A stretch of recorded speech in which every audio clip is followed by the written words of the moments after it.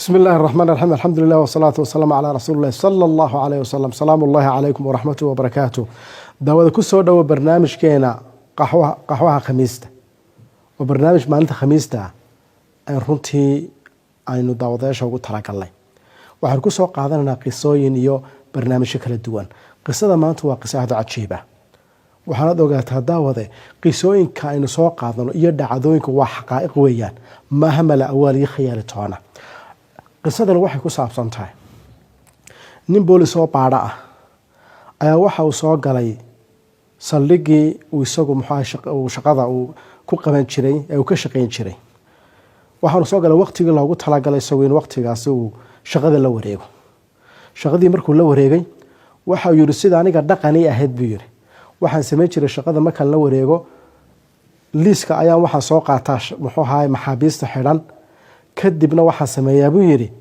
waxaan isu eega qof kasta isaga iyo magaca meesha ugu yeelo qof inuu joogan xaqiijiya oo qof kasta waan eega magaciisa xaadiriya wuxuu yiri waxa igu soo baxay inaan Cabdilaahi la yiraahdo ayaa waxa dhacay magaciisa markaan xaadiriye maba joogaba maxaabiistii kale waxay ku yiraahdeen ninkan waa la qaadayo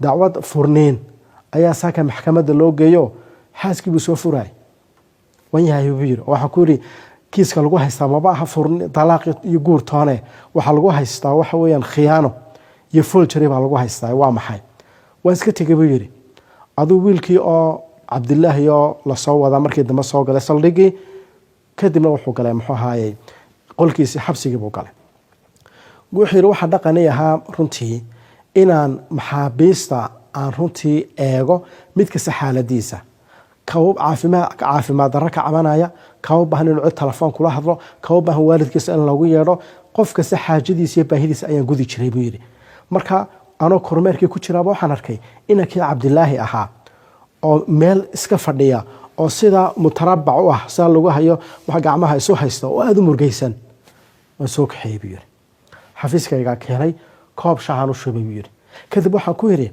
Cabdilaahi maxaa ka siya waxa mushkiladaadu maxay tahay wuxuu yiri anigu waxaan ahay shaqaale banki ka shaqeynay ayaan ahay waxa dhacday buu yiri sanadkan markuu hadda u dhamaaday ayaa waxa yeeray maamulkii bankiga kadib waxay ugu yiraahdeen 300 oo kun lacag gaaraysa ayaa kugu maqan xisaabtii sanadka marka la xidhay qaybtaad ka shaqeynaysay maadaama cashier aad ahayd lacagtaadii la xisaabiyay waxa kugu soo baxday 300 oo kun waxa ku anigu lacagta ma qaadan manaan lumin shaqo kuma lihi waxay soo gudbiyeen buu yiri qaybta baarista ee CID da ee booliska kadib qaybtii waa ila kulmay waxay guraan kiiska lagu haystaa waxa weeyaan waxa jiray sharikad bankiga lacag dhigan jirtay shirkadiiba waxa dhacday sanadka markuu hadda uu dhamaaday ayaa waxa ay lacagtay bankiga dhigtaan wuxuu ahaa 1,500,000 ayay bankiga dhigtaan waxay la yimaadeen risiidada cadaynta ahayd ee cadaynaysa inay lacagta dhigtaan laakiinse waxa soo baxday lacagta u taala intaaba inaan ahayn akoonka lacagta ugu jirta waa imisa 1,000,000 iyo 200,000 bankiga arinta markay u la yimaadeen ay ku yiraahdeen cadayntii risiidkii aan lacagta ku qaadanana waa kan lacagta akoonka ugu jirtana way ka yartahay oo 300,000 baa dhiman bankiga wuu yaabay kadib si aan u ceeboobin soo asturo 300 baa la siiyay maadaama lacagtii ninka ay siiyeen shirkadii lacagteedii iyagoo isla yaana idin fadeexadeen de waxay yiraahdeen ninkii mas'uulka ka ahaa lacagtan ururinteeda ee cashier-ka ahaa ee lacagta ay u keeni jirtay shirkadan ay lacagta u dhiibi jirtay ayaa lacagta ku luntay sidaa darteed baa adiga kiiska meesha lagu keenay oo kiiska lagugu soo eedeeyay inaad 300,000 lacag aad qaadatay oo xatay wuxuu xaruntii booliska waxaan u sheegay inaan lacag qaadan inaan bari ahay wax alla wax aanu meesha ka qaatay ma jirto wuxuu yiri boolis waxay ku yiraahdeen bankigu waxay qolada bankigu waxay hayaan oo cadeyn baa la hayaa oo sharikadii lacagta meesha dhigatay markuu qofku bankiga aad lacag dhiganayso de waxa jira form dhigasho la yiraahdo formka lacagta ku dhiganayso risiidna waxa qaata qofka lacagta dhiganaya minda bankiga la siiya risiidkii la siiyay shirkadda waxa ku qoran lacagta dhigtaan oo ah 1,500,000 oo waliba cadeynaysa adigu inaad ka qabatay laakiinse already bankiga lacagtii ku dhacday intaa way ka yartahay kiiska adiga lagu haystaa. adigu wuxuu kiiska markuu ii sheegay ayaa wuxuu ii raaciyay arrin kaloo laakiinse arrintaa igaga daran baa jirta. oo waa maxay? wuxuu yidhi saaka waxaa yimi stationka waxaa yimi saldhigga waxaa yimi aniga aabbahay iyo gabadhii aan qabeeyey aan mehersaday aabaheed markuu yimi wuxuu igu yidhi waxaan ogaaday kiis noocaas in lagu haysto inaad hantihaad dhacday oo bankiga aad ka dhacday, anigana inantayda ma rabo nin noocaas oo kale ah oo khaynayna guursado, gabadhii inantayda waad furaysaa. saa darteed baa saaka maxkamadda la geeyey oo qasab gabadhii layga furay. arrinta aniga igu warwarka badana waa taasuu yidhi. adigu wuxuu yidhi ninkii booliska baadha ahaa dee arrinta waan arkayana iska cad waxba kama qaban kareen. kadib waxaan ku ilaahay kuu fududeeya baan ku waan iskaga tegay buu yidhi. wuxuu yidhi waxaa dhacday buu yidhi maalintii labaad ayaa aniga oo xafiiska fadhiyo oo nin aan saaxiibnahay ila fadhiyo. ninka ila fadhiya waa kuma? waa ninkan cabdilaahi lacagta lagu soo eedeeyey ninka kiiskiisa gacanta ku haya. ninkiiba telefoon buu qaraacay. wuxuu qaraacay markaa allahumma salli calaa maxamed qayb ka mid a boolisku qaraacay uu leeyahay ninka cabdilaahi la yiraahdo saldhigga waanu ka wareejinaynaa, xabsiga weyn baa la geynayaa maadaama dembigiisu culus yahay. arrintaa markuu telefoonka ku qaraaco dhiga baan ku yidhi jooji, inaar ninka kiiskiisa aad leedahay way ku caddahay oo waa dembiile oo halkaas la geenayaa, ma baadhay kiiskiisa. wuxuu yidhi kiiskiisa waanu baadhnayoo ninkaasi dembi waa ku cadiya, lacagtaasi way ku cadda. waxaan ku yidhi bal in yar sug buu, bal horta in yar sug. waan baxay, cabdilaahi baan dib ugu noqday oo meeshii ku xidhnaaba ka soo saaray. cabdilaahi baan ku yidhi cabdilaahow lacagtan miyaad qaaday mise maad qaadan? runta ii sheeg. haddii aanad lacagtan qaadan runta haddii sheegto waan ku difaacayaa, kiiskaagana anaa la wareegaya. cabdillahi wuxuu yidhi wallaahi daacad baan ahay, lacagtaanu ma arag. waxaan ku yidhi haddaba sidaa tahay kiiskaaga anaa la wareegaya oo baadhis ku samaynaya. waxaa sameeyey buu ninkii booliska saaxiibka ahayna kiiska gacanta ku hayay baan ku soo noqday. waxaan ku yidhi waa niyo ninkaa kiiskiisa aniga igu wareeji, anigaa baadhis ku samaynaya, waxaan aaminsanahay ninkaasi inuu beri yahay. aduu kiiskii baa liigu wareeji. kiiskii markaan bilaabay ayaa waxaa dhacday buu yidhi cabdilaahi baan u yeedhay. cabdilaahi baan ku yidhi cabdilaahi u dhegeyso, waxaad ii sheegaysaa, waxaad iiga warantaa subaxii markaad bankiga aad ka shaqaynayso maadaama kaashiyar aad tahay sidaad u shaqaysaa. cabdilaahi baa ii sharxay siduu u shaqeeyo. bankiga qofku markuu lacagta uu keeno isagoo resiid isagoo form soo buuxiyey ayuu ii imaadaa, lacagtiina wada. lacagtaan ka tirsadaa. lacagta markaan ka tirsado formkuu haya waa laba qaybood, mid waa original midna waa copy. kadib waan saxeexaa, copyga isaga ayaan siiyaa, originalka bankigaan u reebaa. kadibna bankigu markay maalintu dhammaato wuxuu isla eegaa formkii originalka ahaa lacagta ku qorneed iyo lacagtaan dhigay meesha, markay is yeeshaan khalaas. sidaasaan maalin kasta sameeyaa. waxaan ku yidhi ninkan yaa sharikadan ku soo dacweysay ee tiri lacag baa naga maqan, yaa lacagtooda kuu keena? wuxuu yidhi sharikadaasi nin baa lacagtooda bankiga keena, hal nin oo keliya ayaa bankiga lacagta u dhiga sharikadaas. waxaan ku yidhi ninkaasi maadigu maalin kasta ku imaadaa mise dadka kalena uu la xidhiidha? wuxuu yidhi keliga buu ninkaasi imaadaa, dadka kale bankiga ka shaqeeya kaashiirada ah uma tago. waliba markuu yimaado u amaanaa, wuxuu nin fiican baa tahay, nin wanaagsan baa tahay, si fiican baad u shaqaysaa, waxaalahaas ugu yidhaahdaa. waxaan ku yidhi foomkan uu kuu keenay ee uu soo buuxiye lacagtu ay ku qoran tahay, foomka lacagta ku dhigayo dabaduu kala imaada isagoo buuxiyey mise bankiga gudihiisa ku buuxiyaa? wuxuu yidhi dabaduu kala imaada isagoo soo buuxiyey ayuu dabada kala imaadaa, ana waan u saxeexaa. okay baan ku yidhi kiiskii waxbaa iga baxay. waan dhaqaaqay buu yidhi, bankigii baan tegay buu yidhi. bankigii baan ninkii maamulaha kulmay. waxaan ku yidhi dhegeyso, waxaan rabaa kamarada muxuu haye bankiga inaad ii eegtaan taariikhaha noocaasa, taariikhihii lacagta la dhigay sharikadaasi lacagta dhigi jirtay, ciddii u dhigi jirtay iyo siday u dhigi jirtay baan rabaa inaan ogaado. waxaan rabaa inaan ogaado oo caddeynaan u helo ninkani foomkan uu bankiga uu u dhiibayo inankan cabdilaahi ee kaashiyarka inuu isagu dibadda ka soo buuxsaday iyona bankiga gudihiisa ku buuxiyay inay kamaradiisa kala saarto. waxaa la yidhi kamarada waqti bay qaadanaysaa, laakiin wax kuu diyaarinaynaa. waa ka gudba buu yidhi. waxaan u tegay buu yidhi sharkadii laftigeeda dacwada qabtay. sharkadii markaan u tegay waxaan ku yidhi already bankigu lacagtiini waa idin siiyey, 300 ka dhin waa idin siiyey, isagoo sumcadiisa ilaashanaya, laakiinse anugu xaqiiqada raadinaya. sababtoo waxaa laga yaabaa nin dambiiliyey inuu baxsaday, mid bilaa dambina uu jeelka ku jiro. marka xaqiiqadaad ii sheegaysaan. waxaan ku yidhi waxaad iga warantaan lacagaha sideebaad bankiga u dhigataan? ninkii maamulaha baa wuxuu yidhi markaan lacagaha soo urursano customerska aan kasoo macaamiisha ka soo urursano waxaanu samaynaa waxa lagu wareejiyaa khasnajiga.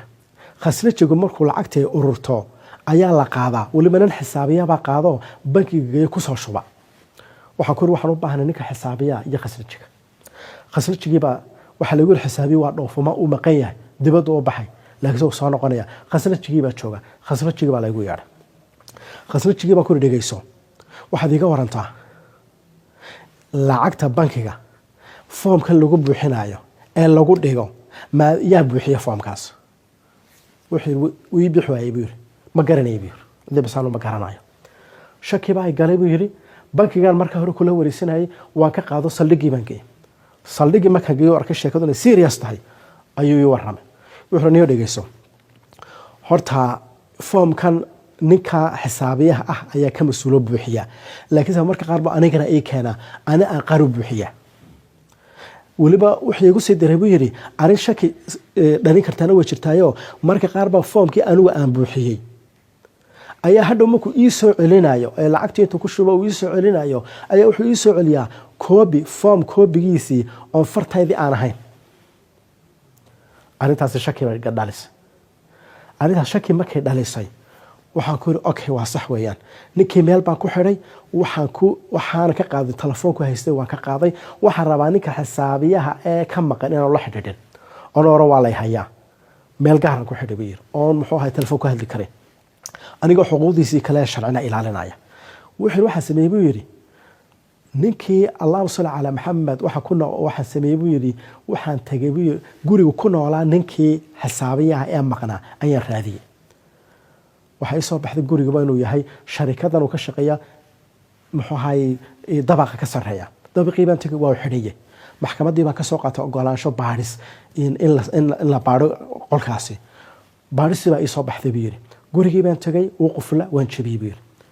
caddayma la yaabaa ii soo baxa. kiisku halkuu iska bedela waa halkan. wuxuu waxaa ii soo baxay ilaa ninkanooba wuxuu samayn jirayba kaarta aad u layaab badan.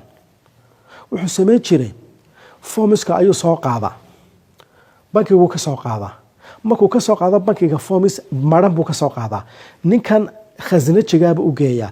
wuxuu ku yidhahdaa buuxiyo lacagta ku qor. lacagta markuu ku qoro tusaale ahaan oo kale lacagta la raba in la dhigo 100,000 weeye ka soo qaadba. wuxuu oranayaa 100,000 ku qor. ninkii khasnajiga 100,000 buu ku qorayaa foomkii markuu originalka ku qoro koobiguna ku daabacmaya uu qaadanaya. muxuu samaynayaa isaguna hadda wuxuu soo qaadanayaa foom kale, isla foomkii kaleu dib u buuxinaya. muxuu ku qoranayaa halkuu kii khasnajigu ku qoray 100,000 isagu wuxuu ku qorayaa 80,000 buu ku qoranayaa. 80,000 foomkiisii ma ku qortay, kii khasnajigana 100,000 ma ugu qoran yahay, wuu isweydaarinaya. muxuu samaynayaa khasnajiga kiisii 100,000 uu ku qoray ayuu soo qaadaya. wuxuu qaadanayaa koobiga xagga hoose ee 100,000 ku qoran yahay. kii isagu buuxina uu qaadayayo ka sare originalka ee 80,000 ku qoran yahay buu soo qaadaya. labadaas isa saaraya. bankigii buu tagaya. bankigii markuu tago muxuu oranayaa foomkiiba u dhiibaya. foomkan waa maxay? waa laba isa saaran, waa koobi original. originalka sare maxaa ku qoran 80,000, koobiga maxaa ku qoran 100,000. ninkan bankiga jooga ee kaashiyarkii dee isagu markuu bahalkiisa isu saaran markuu sidaa ugu dhiibo intaa uu dhiibana wuu u sheekeynayaa lacagtii 80,000 buu soo saaray uu dhiibaya. shirkadda imsuu ka soo qaaday 100,000 buu ka soo qaaday. bankiga imsuu dhiibaya 80,000. ninkan bankiga jooga markuu sidaa lacagta u tirsaday 80,000 muxuu eegayaa foomkii buu eegayaa. foomka ka u saree maxaa ku qoran 80,000 uu shaambadaynaya. markuu shaambadeeyo kan hoose mabuu eegin isagu yahay kii hoosuu ka jarayaa. wuxuu dhiibayaa ninkan xisaabiyaha. xisaabiyi kii hoose 100,000 ku qoraa buu qaadanayaa. shirkadii buu geenaya. markaa shirkaddu maxay haysataa 100,000 ee kaashkay soo saartay risiidkeedii 100,000 ugu qoranta ayaa haysataa. bankiga muxuu haystaa lacagtuu xisaabiyey 80,000 iyo kii sare iyo foomkii ugu qornaa muxuu ahay 80,000 ayuu haystaa. lacagtii soo baxday misaa soo hadhay 20,000 jeebku ku ridanaya. ilaa ninka siyaasadaasu samayn jirayba gurigiisii markii la jabiyey baadhihii jabiyey wuxuu helay foomiskii buu helay. wuxuu helay foomiskii ninkan uu ka tegi jirayba oo markuu ninkan xisaabiyo khasnajigu foomku buuxiyo ka originalka buu ka tagaa. isagu markuu mid buuxiyana ka koobigu ka tagaa koobiga ee originalkii gurigii wada yaala ayuu ugu tagay waxaa la helay waaba la xisaabiyeyba waxaa la ogaadayba ninkanba ilan in khaa'inimada xagga ugu dambaysa uu samayn jiray oo formiska uu isku bedeli jiray un taa mid ka daran baa soo baxday oo maxaa soo baxay waxaa la helay formis kale oo lacag uu ku dirayo dibadda ugu diray reerkoodii oo imisay gaadhayaan markii xisaabaan la isu geeyey 300,000 ayay ku dhawaadeen lacagta la raadinaya maqan ee luntay waa 300,000 300,000 la raadinayaba ilaa ninka waa dirsaday formiska cadayntii baa laga helay arrintaas markay soo baxday oo kiiska sida u cad yahay ayaa formiskii wixii dhan baa la soo qaatay waxaa la yidhi haddaba waxa dhiman imika ninkii la helo haddii ninkaa la waayo ninkaasi soo noqon waayo kiiska waxaa ku cada oo maxkamaddu ku qaadaysaa ninka xidhana cabdilaahi laarada miskiinka baa lagu qaadaya sababtoo isagu ku cadiya waxaan ugu cadyahay dee isaga ayaa muxuu ahaayey cadayntii waxa taala sharikadda lacagtii meesha dhigatay isna inta ku riday baa meesha taala lacagta markaa ka maqan in isagu qaato ma eegtay ilaa in la helo ninkan baxsaday mooyaane hadda waxa ninkii waa tawadankiisa ku noqday maxaa la sameeyay saa loogu yeedhaa kaarta loo degay ninkii baadhahaba wuxuu ku yiri ninkii maamulaha meesha haystay waxaan sameeynaa ninka degdeg ugu yeedhinaa horta wuxuu yiri goormu soo noqonaya waxa la yiri wax laga yaabaa ugu yaraan 3 uga bay qaadanaysaa ninkan baadhaha maxaa lagu yiri baadhaha waxa la yiri way kaliya haysataa kiiska inaad ku soo gunaanado oo ninka madaxda ka way kaliya siiyay waxa markaa ay dhacday waxa ninkii degdeg waa in lagu yeedhaa sidee loogu yeedhi karaa maxaa la yiri ninkii baadhaba wuxuu ku yiri ninkii khasnajiga ah ee saaxiibka ahaayeen ee shirkadda ka shaqeynay wuxuu ku yiri saaxiibka waad la hadlaysaa waxaad ku oranaysaa waxa soo baxay position sare oo aad u muhiim ah shirkaduna adiga ayay ku siisay laakiinse aniga waxaan ku yiri waa ninkaasi ma imanaya aniga hala isiiyo markaa saaxiib miyaad imanaysaa oo positionkaas qaadanaysaa mise aniga qaata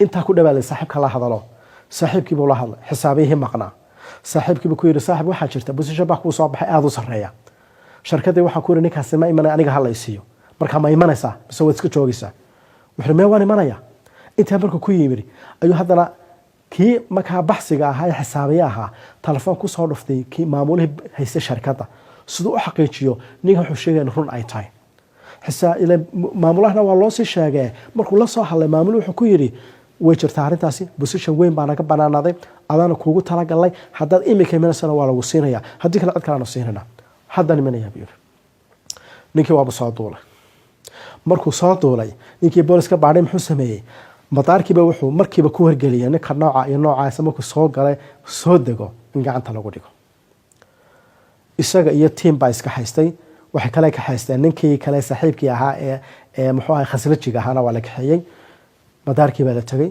ninkii baa soo degay markuu soo degay qaybtii uu yimid waxa immigrationka waa la gartay waa la qabtay booliskii baa lagu wareejiyey ninkii baadhay khatarta markiiba gacanta ku dhigay wuxuu leeyahay xafiiskiisii wuxuu bilaabay inuu waraysto wuxuu ku yiri dambiga ma gashay lacagta noocaasa ma dhacday 300,000 baa maqan lacagta hadda la hayo 300,000 adigu ma qaatay maybe halka marka sheekadu marayso waxay noqotay marka xaqaa'iqdii cadaymihii in ninka fooda loo galiyo oo la hordhigo markaas is diibaya cadayntii koowaad baa soo qaaday cabdilaahi baa soo qaaday oo ninkii la xidhay ahaa cabdilaahi waa ninkii kaashiyarka ahaa waa ninkii lacagta uu keeni jirtay waa kan la hadal wuxuu taagan yahay aniga lacagta diibtay intaas ay ahayd 1,200,000 baa diibtay laakiinse lacagta inta kale la sheegayo ima diibin u naxay haddana waxa la hor keenay ninkii khasnajiga baa waxa isna ku yiri lacagahaada ii keeni jirtay ismay lahayn foomkii aan ku buuxin jiray marka qaar baa waxa ii keentay forms anigu aan buuxiyay oo haddana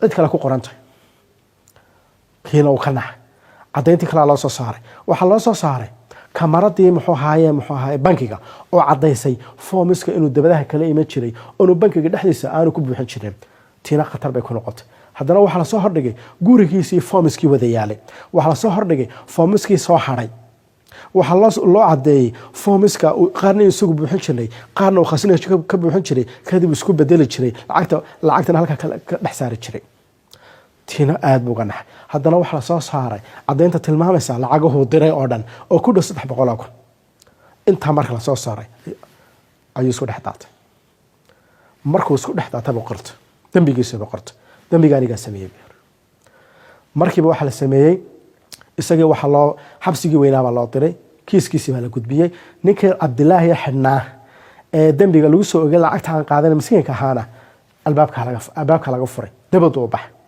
cabdilaahi baa iska tegey cabdilaahi markuu tegey mudeer kadib dhowr cisho kadib wuxuu la soo hadlay ninkii booliiska baadha ahaa ninkiiba ku yiri saaxib dhegeyso waa kuu baahanay maxaad iga baahan tahay waxaan rabaa odaygii gabadha iga furay gabadhaas aad baan u jecelahay inaad ii raacdo oo tiraahdo ninkii waxaday maaha ninkii waxaday waanu qabanay diyaar baanu ahay buu yiri ninkii booliska ahaa ninkii cabdilaahi baa israacay odaygiina ta dhalay bay u tageen odaygiiba markaa ninkii booliska ku yiri ninkan cabdilaahi waxa muu qaadan kiiskaasna muu gelin cid kala gashay cidiina waa la qabtay ee gabadhii u soo celi odaygii uu ku qancay waanu aqbalay cabdilaahi baa intii la soo celiyay mudeer kadib cabdilaahi ninkii booliska baadhaha dib ula soo hadlay wuxuu yiri maanta waxaan rabaa meherkii inaad ka soo qayb gasho inantiiban meherinayaa wuxuu yiri meherkii hawshii arooska wixii ayaan ka qayb galay sidiiba sheekadu ay ku xidhantay dawada qisadana waxay tilmaamaysaa